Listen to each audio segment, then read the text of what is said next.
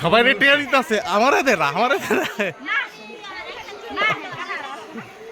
মুবারক সবাইকে, সকলকে ঈদ মুবারক।